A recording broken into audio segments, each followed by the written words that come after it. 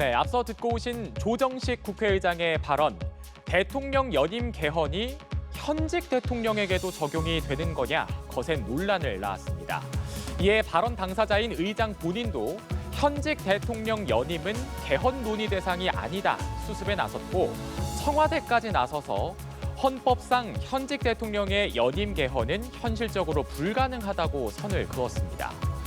대통령 임기 연장이나 중임에 대해서 현직 대통령은 제외된다고 정하는 헌법 128조 2항에 따라 현직 대통령 연임은 불가능하다 못 박은 건데요.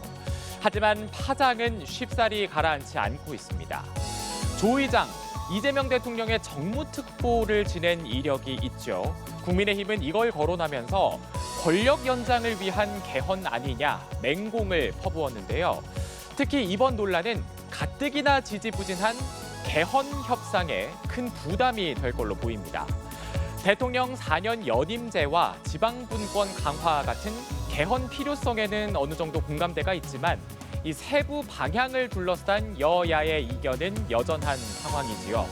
이번 논란은 여권이 키를 잡고 있는 개헌 논의에 야권이 임기 연장 의혹을 제기할 명분을 줬다는 해석도 나옵니다. 여권 내서마저 조 의장의 발언으로 개헌 추진 동력이 꺾였다는 비판이 나오는 상황인데 다음 달 전당대회까지 후폭풍이 이어질 수 있다는 우려가 나옵니다. 이 조 의장 발언에 대한 정치권 파장은 이채연 기자가 전해드립니다. 조정식 국회의장의 거듭된 해명은 물론 청와대까지 현직 대통령의 연임은 불가능하다 선을 그었지만 정치권 논란은 이틀째 수그러들지 않았습니다.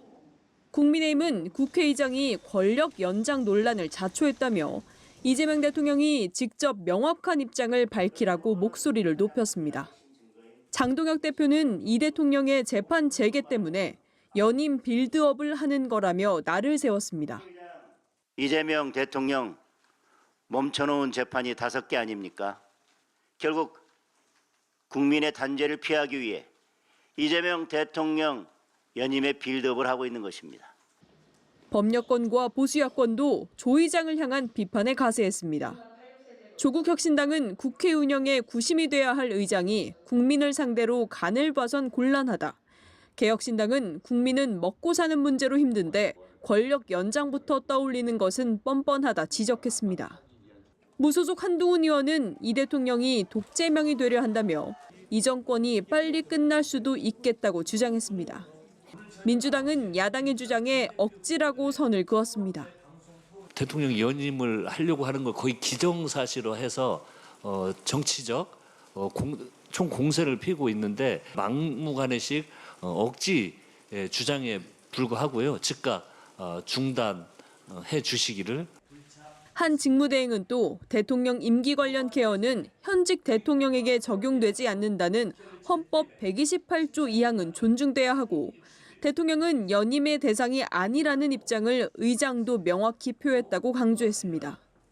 박지원 의원도 SNS를 통해 국회의장이 개헌을 강조하는 과정에서 나온 발언이라고 생각되고 의장도 해명했기에 논란은 중단돼야 한다며 음모론 등 불필요한 논쟁을 그만하자고 촉구했습니다. 연합뉴스 TV 이채연입니다.